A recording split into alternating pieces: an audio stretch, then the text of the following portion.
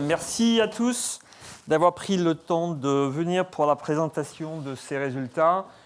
Nous avions déjà annoncé en août dernier le chiffre d'affaires de la société à 262 millions d'euros de chiffre d'affaires, une croissance de 62%, plus précisément 33% de croissance organique sur le business Claranova existant, 30% de croissance avec un peu d'effet de change sur l'acquisition que nous avions faite il y a un an des sociétés canadiennes sur la partie software.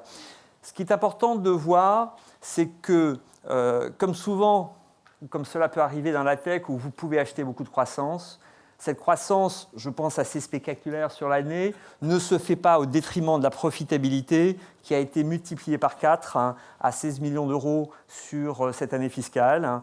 Et de la même façon, cet accroissement de profitabilité ne se fait pas au détriment de l'investissement que l'on fait, que ce soit au niveau marketing, l'investissement que l'on fait d'une année va permettre la croissance de l'année suivante, ou que ce soit au niveau recherche et développement, où on est une boîte de tech et donc il est important pour garder notre avance de continuer à investir de façon importante sur tout ce qui est R&D.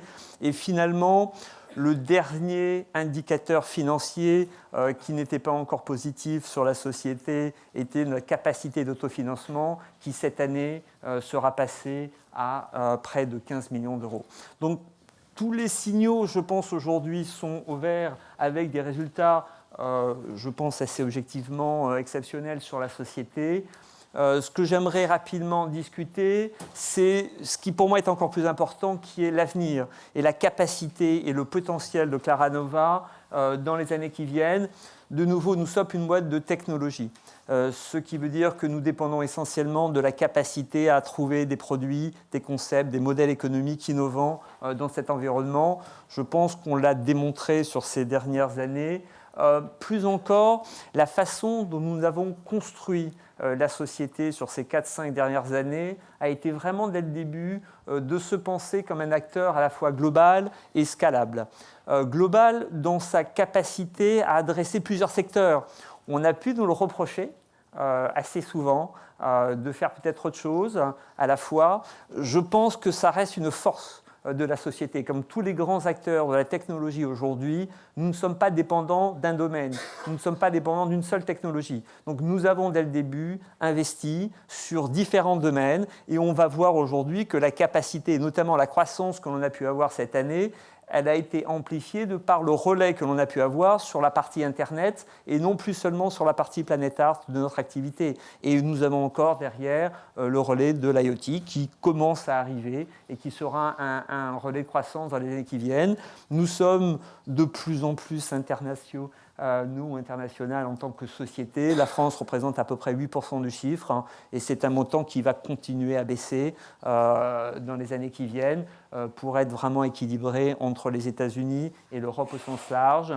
Et là encore, comme beaucoup de sociétés technologiques et qui fait la force et la valeur de ces sociétés, nous avons cette capacité, à travers des produits innovants, à pouvoir toucher très facilement, à travers du marketing digital, mobile ou web, l'ensemble de la population de façon extrêmement flexible, sans avoir à rajouter des ressources. On peut attaquer le marché asiatique, on peut attaquer de nouveaux domaines sans avoir à embaucher des équipes sur place, parce qu'on est capable, à travers ces réseaux de marketing digitaux, de pouvoir accéder à beaucoup de gens de façon extrêmement rapide, extrêmement simple.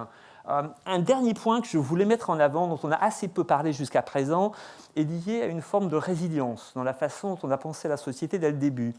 Beaucoup de gens vous disent qu'on est arrivé à une fin de cycle depuis une dizaine d'années, que les marchés commencent à ralentir, qu'on peut imaginer des crises arriver dans les années qui viennent. Le fait d'être aujourd'hui sur un modèle économique de type B2C, voire B2B2C dans le cas de MyDevice, d'avoir des offres qui sont à la fois premium en termes de qualité, mais également low cost. Finalement, il y aura toujours des gens pour acheter des photos entre 5 et 15 euros pour pouvoir accéder à des objets qui sont finalement peu chers, tout en étant d'une grande qualité. Et le fait d'avoir ce modèle économique vous sécurise, vous pérennise d'une certaine façon par rapport à des crises qui pourraient arriver.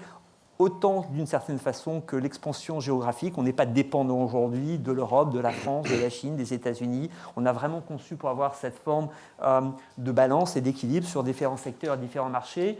Et le point que je voulais mettre en avant, si vous regardez aujourd'hui le chiffre d'affaires de la société à 262 millions d'euros, en fait, vous avez près de la moitié de ce chiffre qui aujourd'hui est récurrent. Récurrent, ça veut dire que si demain on décidait d'arrêter, de se reposer, d'arrêter d'investir, d'aller chercher de nouveaux clients, mécaniquement, ces 121 millions d'euros représentent sur l'inertie du business dans les 3 années qui viennent à peu près 300 millions d'euros, sans avoir absolument rien à faire. Essentiellement parce que vous avez des clients qui vont revenir sur Freeprint, sur d'autres secteurs. Donc sans avoir à racheter de clients, sans avoir à développer de nouveaux produits, on a quand même une inertie aujourd'hui que l'on a construite relativement importante. Et dans la construction et dans le développement de la société, sur quoi on travaille aujourd'hui est de développer de plus en plus cette dimension récurrente de notre chiffre d'affaires. D'accord ? N'importe quelle entreprise qui pourrait montrer des résultats comme le nôtre serait à peu près contente et ses actionnaires seraient également ravis. Hélas, la seule question qu'on nous pose aujourd'hui, c'est qu'est-ce qui se passe avec votre valorisation par rapport aux résultats que vous pouvez sortir.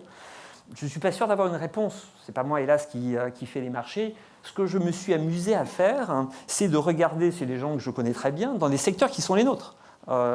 Donc les secteurs de la technologie et sur des problématiques relativement similaires. Vous prenez une société comme Blablacar ou une société comme Doctolib. Ce sont des gens qui font des solutions technologiques d'intermédiation. Intermédiation dans les transports, intermédiation dans la prise de rendez-vous médical. Donc on est exactement dans un modèle économique tout à fait similaire à ce que peut faire Planet Art dans l'intermédiation mobile. On n'a pas aujourd'hui d'assets, on va mettre en relation un client avec des fournisseurs.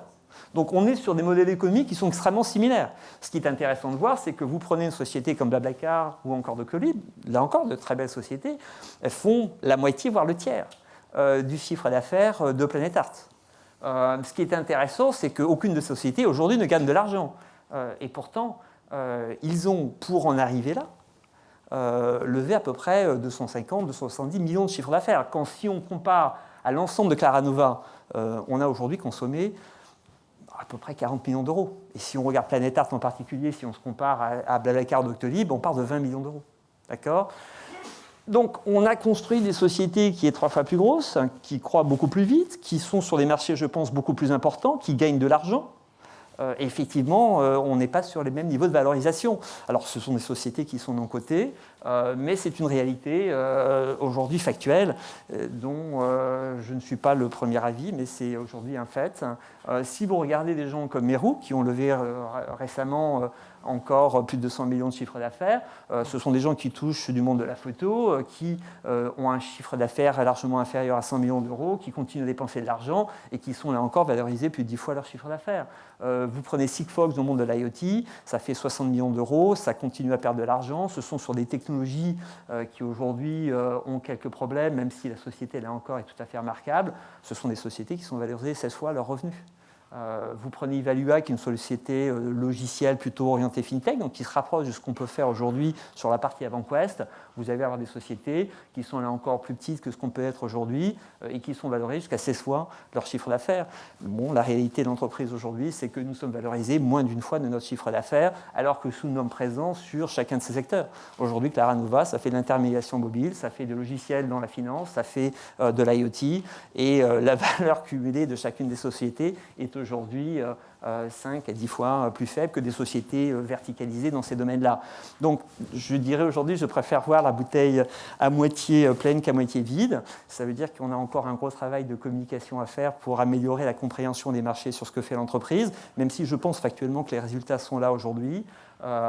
Et donc, on a sûrement des marges de valorisation qui sont sûrement encore devant nous. Ce que l'on dit aujourd'hui, de par la qualité de ces résultats, l'année dernière, on s'était engagé sur, où on pensait une ambition d'avoir aux alentours de 600 millions d'euros de chiffre d'affaires à 5 ans. Aujourd'hui, vu la qualité de ce qu'on a pu sortir sur cette année, on est plutôt sur du 700 millions d'euros dans les 4 ans qui viennent, toujours sur ces croissances organiques de l'ordre de 30%, et sur des ROC dont on pense atteindre les 10%, et avec toujours là-dedans, je dirais, MyDevice qui n'est vraiment pas comptabilisé, mais qui reste un relais de croissance et de profitabilité. Donc voilà pour cette introduction. J'aimerais passer la main à Sébastien qui va rentrer dans le détail des chiffres, et je reviendrai après pour vous parler un peu plus de chacun des business.